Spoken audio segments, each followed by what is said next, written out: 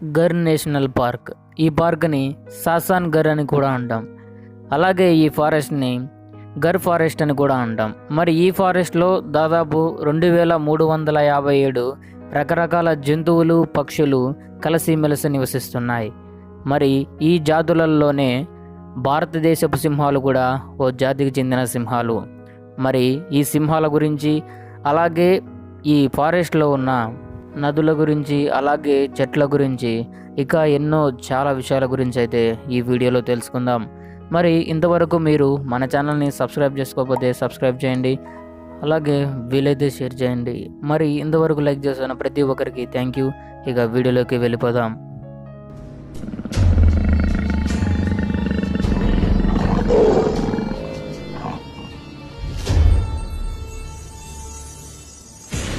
గర్ national park. ఈ పార్క్ని సాసాన్ గర్ అని కూడా అంటాం. మరి ఈ నేషనల్ పార్క్ ఎక్కడ ఉందంటే ప్రస్తుతం ఉన్న భారతదేశంలో గుజరాత్ అనే రాష్ట్రంలో అయితే ఉంది. గుజరాత్ అనే రాష్ట్రంలో గర్ సోమనాథ్ అనే జిల్లాలో తాలాలా అనే సిటీలో అయితే, అంటే ఆ సిటీ దగ్గర గర్ నేషనల్ పార్క్ అయితే ఉంటుంది. అంటే తాలాలా అనే సిటీ భారతదేశపు సింహాలకి చాలా ప్రసిద్ధిగాంచిన ఊరు. మరి ఈ గర్ నేషనల్ పార్క్ అయితే ఏ మనిషి కూడా సృష్టించింది కాదు. ఎప్పటి నుంచో ఆ ప్రదేశంలో అయితే ఈ గర్ ఫారెస్ట్ అయితే ఉంది. కానీ నిదానంగా ఈ గర్ ఫారెస్ట్ అనే పేరుతో అయితే ఆ అడవిని అయితే పిలిచారు. మరి 19వ శతాబ్దంలో నుంచి ఈ గర్ ఫారెస్ట్ దగ్గరలో జూనాగఢ్ అనే ఊరు అయితే ఉంది. మరి ఈ ఊరిని ప్రస్తుతం జూనాగఢ్ జిల్లాగా అయితే గుజరాత్ రాష్ట్రంలో పిలుస్తారు. మరి ఈ జూనాగఢ్ ఊరిలో అప్పటి రాజులు అయితే నివసించేవారు. అందుకే వారిని జూనాగఢ్ నవాబులు అనేవారు.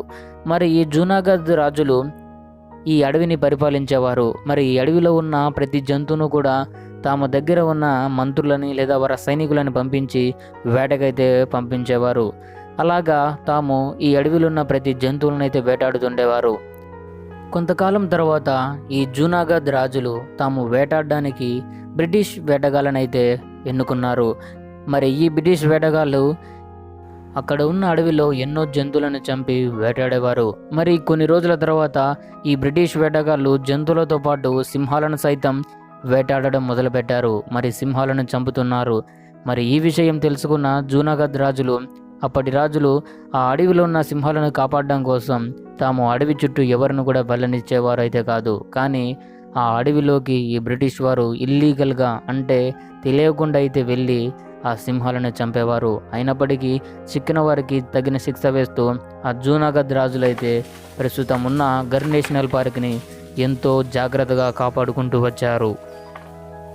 మరి ఈ రాజులు దాదాపు 19వ శతాబ్దం నుండి 1945, అంటే మన దేశానికి స్వాతంత్రం వచ్చేంత వరకు అయితే ఈ జూనాగఢ్ రాజులు పరిపాలించారు. మరి అటు తర్వాత 1945, అంటే స్వాతంత్రం వచ్చాక మన భారతదేశం అక్కడ ఉన్న ప్రతి ప్రాపర్టీ, అంటే ప్రతి స్థలాన్ని కూడా గవర్నమెంట్ స్వాధీనం అయితే చేసుకుంది.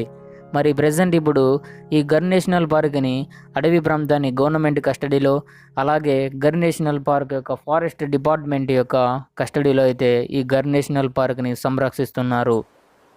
మరి ఈ నేషనల్ పార్క్ని 1965వ సంవత్సరంలో నిర్మించారని అయితే ఉంది. కానీ ఈ నేషనల్ పార్క్ని ముందుగానే అప్పటి రాజులు 1913వ సంవత్సరంలోనైతే ఈ నేషనల్ పార్క్ని గుర్తించారు. కానీ మొత్తం వెలుగులోకి 1965వ సంవత్సరంలో అయితే వచ్చింది. 18 సెప్టెంబర్ 1965వ సంవత్సరంలో ఈ గర్ నేషనల్ పార్క్ని అయితే నిర్మించడం జరిగింది.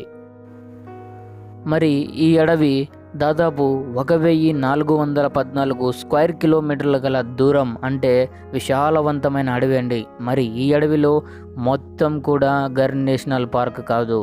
మరి ఇక్కడ ట్విస్ట్ ఏంటంటే 258 స్క్వేర్ కిలోమీటర్లు మాత్రమే నేషనల్ పార్క్గా గుర్తించారు. మరి అటు తర్వాత 1156 కిలోమీటర్ల, అంటే స్క్వేర్ కిలోమీటర్ల దూరాన్ని ఏ మనిషి కూడా అడుగుపెట్టని అడవిగా అయితే గుర్తించారు. మరి ఈ మొత్తం దూరాన్ని, అంటే 1414 స్క్వేర్ కిలోమీటర్ల దూరాన్ని మొత్తం కూడా మనం నేషనల్ పార్క్ అని అంటాం, గర్ నేషనల్ పార్క్. మరి ఈ పార్కులో ఎన్నో రకాల జంతువులు ఉన్నాయి.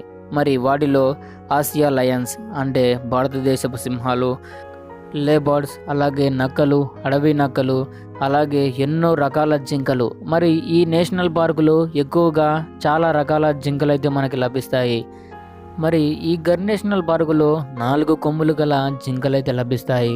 ప్రపంచంలోనే 4 కొమ్ములు గల జింకలు భారతదేశంలో ఉన్న గర్ నేషనల్ పార్కులో మాత్రమే లభిస్తాయి. అందుకే గర్ నేషనల్ పార్క్ ఎంతో ప్రసిద్ధిగాంచింది. మరి ఈ అడవిలో ఎంతో విషపూరితమైన పాములు కూడా ఉంటాయి. వాటిలో నాగుపాములు, అలాగే రక్తపింజర్లు, అలాగే కొండ సిలువలు, ఎంతో అతి ప్రమాదకరమైన పాములైతే ఈ అడవిలో నివసిస్తూ ఉంటాయి. అలాగే పైథాన్ అనే పాము కూడా ఈ అడవిలో మనకి చిక్కుతుందండి. పైథాన్ అనే పాము ఈ అడవిలో నివసిస్తుంది. దాని గురించి, అలాగే ఈ విషపూరితమైన ప్రతి పాము గురించి మనం ఆల్రెడీ వీడియో చేసి ఉన్నాం. మరి మీరు పూర్తిగా తెలుసుకోవాలనుకుంటే ఆ వీడియోని ఖచ్చితంగా వీక్షించండి. చాలా విషపూరితమైన పాముల గురించి అయితే మనం అక్కడ డిస్కషన్ చేశాం. మరి ఈ పాములలో సాస్కేల్డ్ వైపర్ అనే పాము అత్యంత ప్రమాదకరమైన పాము. ఈ పాము గర్ నేషనల్ పార్కులో ఉంది. మరి ఈ పాము కాటు వేసిన వ్యక్తికి 15 నిమిషాలలో కానీ వైద్యం అందకపోతే ఖచ్చితంగా మనిషి చనిపోవాల్సిందే. ఒకవేళ అతనికి వైద్యం అందిన తన జీవితాంతం కూడా ప్యారలైజ్, అంటే ఏ పని కూడా తన ఎముకలన్నీ కూడా క్షీణించిపోయి, అంటే అలాగా నీలక్కపోయి అయితే ఉండిపోతాయి. అప్పుడు తను కదలలేని పరిస్థితి అయితే ఉంటాడు. అలాగైతే ఈ పాము విషం అయితే పనిచేస్తుంది. మరి ఇలాంటి ప్రతి పాములైతే ఈ గర్ నేషనల్ పార్కులో నివసిస్తూ ఉన్నాయి. గర్ నేషనల్ పార్కులో ఎన్నో రకాల చెట్లు ఉన్నాయి. దాదాపు 400 కన్నా ఎక్కువ రకాల చెట్లు అయితే ఈ గర్ నేషనల్ పార్కులో అయితే ఉన్నాయి. అంటే ఈ అడవిలో అన్ని రకాల చెట్లు ఉన్నాయి.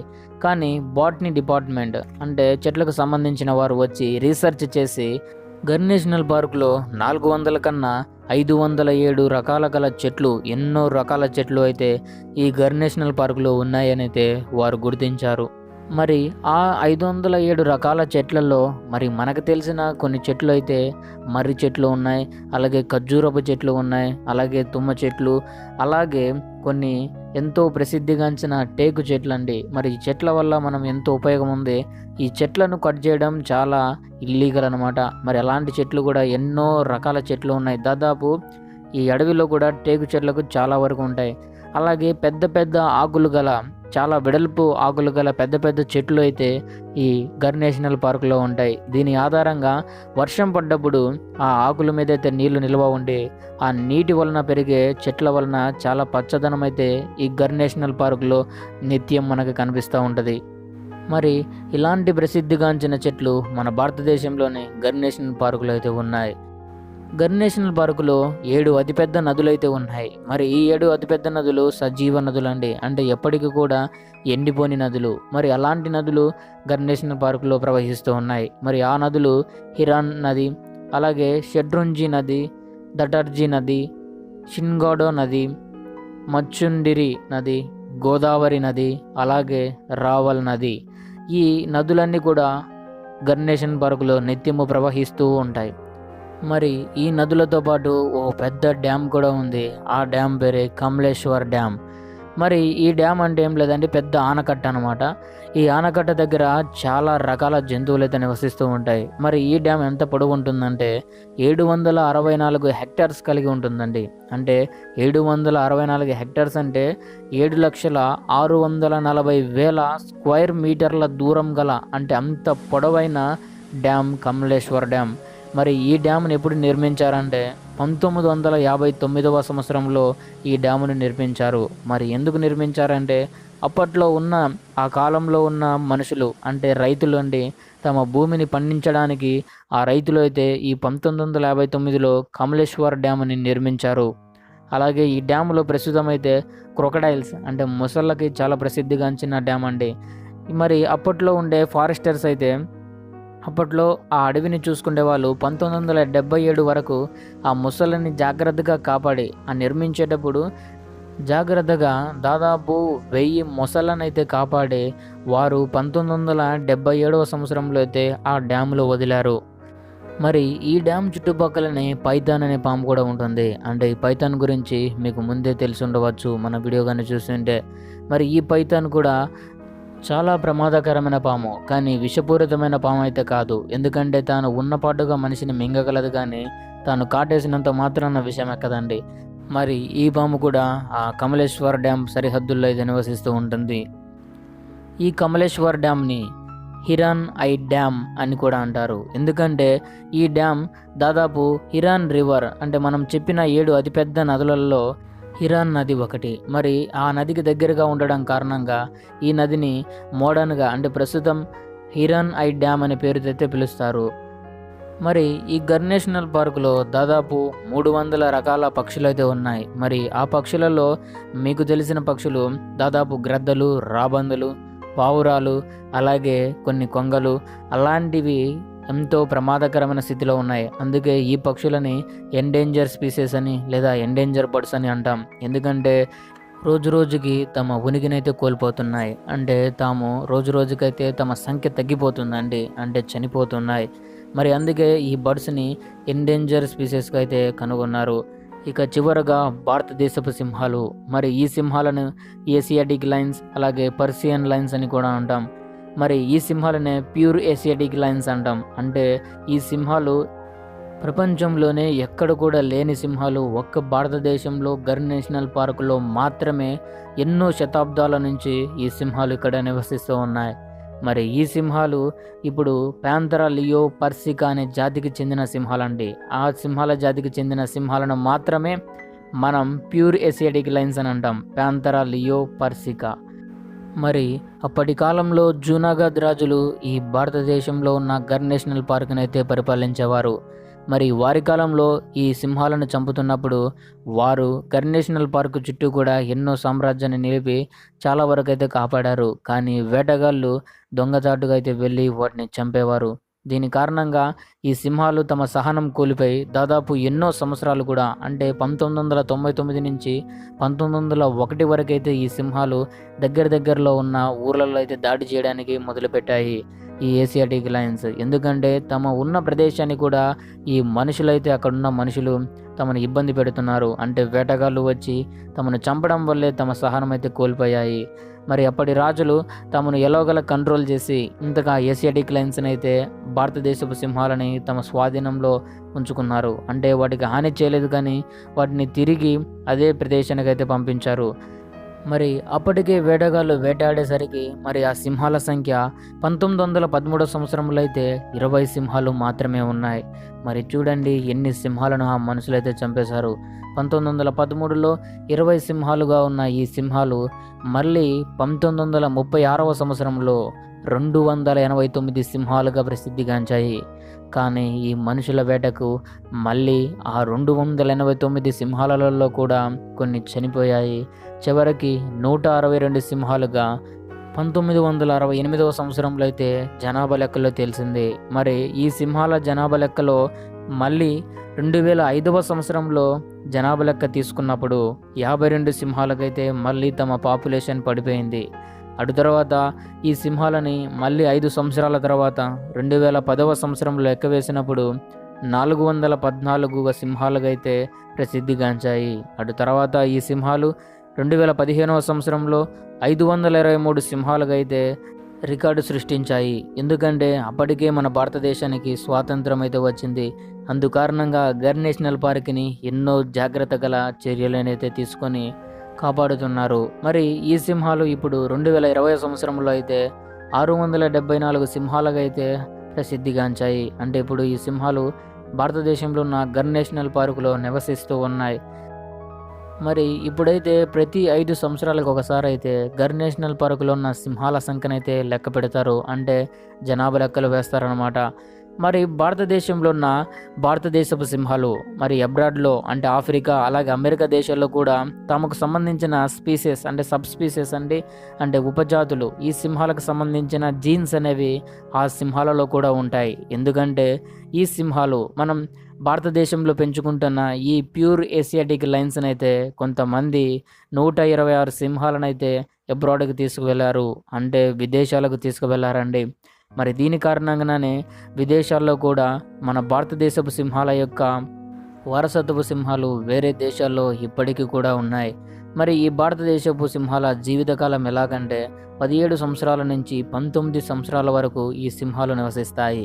కానీ ఒకవేళ ఈ సింహాలు జూలో కానీ నివసించాల్సి వస్తే ఈ సింహాలు దాదాపు 30 సంవత్సరాల వరకు తమ జీవితకాలం అయితే గడుపుతాయి.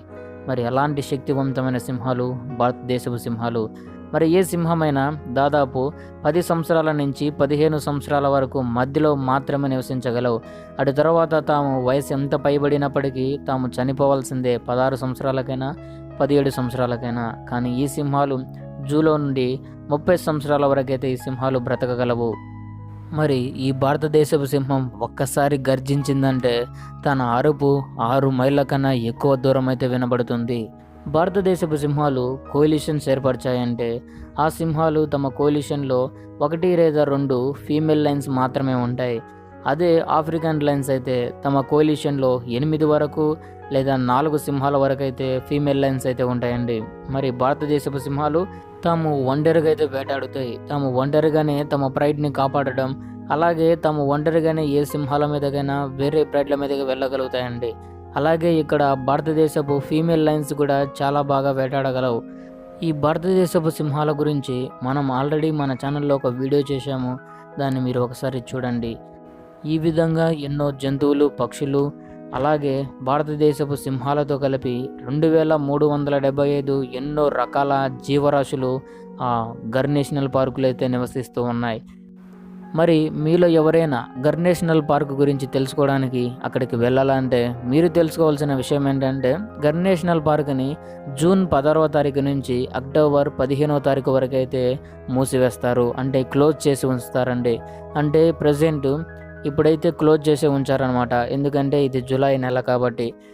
మరి ఈ నేషనల్ పార్క్ని అక్టోబర్ 16వ తారీఖునైతే ఓపెన్ చేస్తారు. ఉదయం 6 గంటల నుంచి సాయంత్రం 5 గంటల వరకు అయితే సఫారీ చేయడానికైతే అనుమతి ఉంటుంది. కానీ మనం సఫారీ చేయాలన్న నేషనల్ పార్కులో చాలా దూరం అయితే ఉండదండి, మరి కొద్ది దూరం మాత్రమే ఉంటుంది. ఎందుకంటే చాలా దూరం వరకు అక్కడైతే ఇప్పటికీ కూడా లోపలి వెళ్ళడానికి రోడ్లు వేయలేదంట. ఎందుకంటే ఆ అడవిలో ఉన్న జంతువులు మనుషుల వలన ఏమన్నా కించపరుస్తారేమని. మరి మన భారతీయులు గర్ నేషనల్ పార్క్ని సఫారీ చేయాలంటే తాము 5,300 రూపాయల నుంచి 5,500 రూపాయల వరకు చెల్లించాల్సి ఉంటుంది. కానీ ఫారినర్స్ అంటే విదేశీయులు వారు మన భారతదేశానికి వస్తే వారు 12,800 నుండి 13,000 రూపాయల వరకు తమ డాలర్స్లో అయితే చెల్లించాల్సి ఉంటుంది. మన ఇండియన్ రూపీస్లో అయితే 12,800 నుంచి స్టార్ట్ అవుతుంది. మరి ఈ సఫారీ జీపులో 6 వ్యక్తులు అలాగే ఒక చిన్న పిల్లలు అయితే వెళ్ళగలరు, ఒక్కరు మాత్రమే. మరి మనం అక్కడికి వెళ్ళి ప్రతి ఫోటో తీయాలన్నా లేకపోతే అక్కడ ఏ ఫోటో తీయాలన్నా తినాలన్నా ప్రతి దానికి కూడా ఛార్జెస్ అయితే చేయాల్సి ఉంటుంది. మరి అక్కడ ఆన్లైన్ పేమెంట్ కూడా అయితే ఉంటుందండి. ఆన్లైన్ పేమెంట్ చేయడానికి కూడా మనకైతే ఇప్పుడైతే అందుబాటులో ఉన్నాయంట. మరి గర్ నేషనల్ పార్క్ వెళ్ళాక మీరు ఎక్కడ స్టే చేయాలంటే, మరి గర్ నేషనల్ పార్క్ దగ్గరలో ఉన్న జూనాగాద్ అనే ఊరు చెప్పాను కదా, ఆ ఊరు ఇప్పటికీ ఉంది. ఆ జూనాగాద్లో ఉన్న లాడ్జెస్ లేదా హోటల్స్ అయితే ఉంటాయి, అక్కడైతే మనం ఉండాలి. ఓకే ఫ్రెండ్స్, ఈ ఇన్ఫర్మేషన్ అయితే కొంచెం అడిషనల్ ఇన్ఫర్మేషన్, వీడియో లెంత్ అయిపోతుంది. ఏంటంటే మనం చాలా ఫుల్ డాక్యుమెంటరీ అయితే ఫిల్ చేశాం కదా, మరి మీరు ఈ విషయాలను కూడా తెలుసుకోవాలని అయితే మీకు తెలియపరిచాను. Thanks for watching. మరి ఇంతవరకు మన ఛానల్ని సబ్స్క్రైబ్ చేసుకోకపోతే సబ్స్క్రైబ్ చేసుకోండి, అలాగే మన ఛానల్ని షేర్ చేయండి. మీరు షేర్ చేస్తే ఎంతోమందికి రీచ్ అవుతుంది. Okay friends, thanks for watching and like చేస్తున్న ప్రతి ఒక్కరికి వెరీ థ్యాంక్ యూ.